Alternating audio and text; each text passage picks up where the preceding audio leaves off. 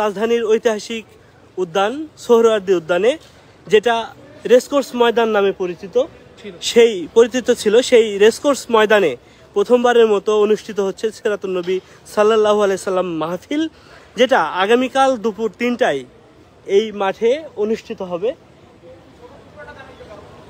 যেখানে দেশ বরেণ্য আলেমরা আলোচনা করবেন। আমরা জানিয়ে দিচ্ছি, সেখানে প্রধান অতিথি হিসেবে থাকবেন আনোয়ার হোসেন তাহের আল জাবের আল মাদানী, যিনি আন্দারকিল্লা শাহী জামি মসজিদের খতিব, এবং এছাড়াও দেশ বরেণ্য অসংখ্য আলেম এখানে উপস্থিত থাকবেন। পাশাপাশি এই মাহফিলের আরও আকর্ষণ হিসেবে থাকবেন মাওলানা মুফতি আমির হামজা সাহেব, যিনি হাফেজ।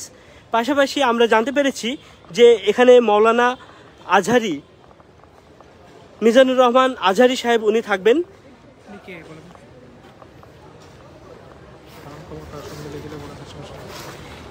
ডক্টর মিজানুর রহমান আজহারি, আপনারা জানেন উনি গতকালকেই বাংলাদেশে এসেছেন এবং অনেকটা গোপনীয়ভাবে এসেছেন, যাতে করে মানুষজন হুড়াহুড়ি না করে, এয়ারপোর্টে ভিড় না জমান।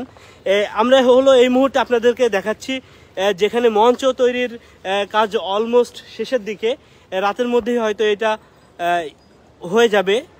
আপনারা দেখছেন এইখানে পুরো মঞ্চ প্রস্তুত করা হয়ে গেছে। পাশাপাশি বৃষ্টিতে যাতে এইখানকার মানুষজন ভিজে না যায়, যারা এখানে আসবেন সিরাতুন নবী সাল্লাল্লাহু আলাইহি সাল্লাম মাহফিলে যারা আসবেন তারা যাতে ভিজে না যায়, সেজন্য শেড নির্মাণ করা হয়েছে বিশাল আকৃতির। আমরা আয়োজকদের সাথে কথা বলে জানতে পেরেছি এখানে 30,000 মানুষের ধারণ ক্ষমতা সম্পন্ন শেড নির্মাণ করা হয়েছে, যাতে বৃষ্টির পানি আসলেও এই মানুষজন এখানে না ভিজে যায়।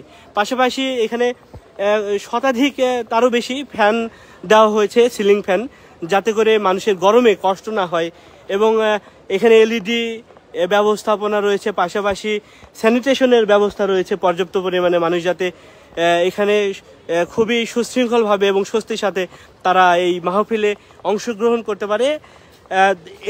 আমরা এই মুহূর্তে সোহরাওয়ার্দী উদ্যান থেকে আপনাদেরকে দেখাচ্ছি। আপনারা চারপাশটা দেখে বুঝতে পারছেন যে আসলে এখানে কি বড় ধরনের কর্মযজ্ঞ চলছে। এবং মজার ব্যাপার হচ্ছে, এইটা হচ্ছে বাংলাদেশের এই প্রথমবারের মতো কোনো মাহফিল অনুষ্ঠিত হচ্ছে এই সোহরাওয়ার্দী উদ্যানে। সোহরাওয়ার্দী উদ্যান থেকে এই ছিল সবশেষ তথ্য। আপনাদেরকে জানাচ্ছি আগামীকাল দুপুর 3টার সময় এই মাহফিল অনুষ্ঠিত হবে।